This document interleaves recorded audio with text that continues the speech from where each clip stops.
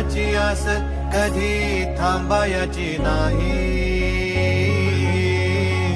उभ्या जन्मात विठ्ठला वारी चुकायाची नाही.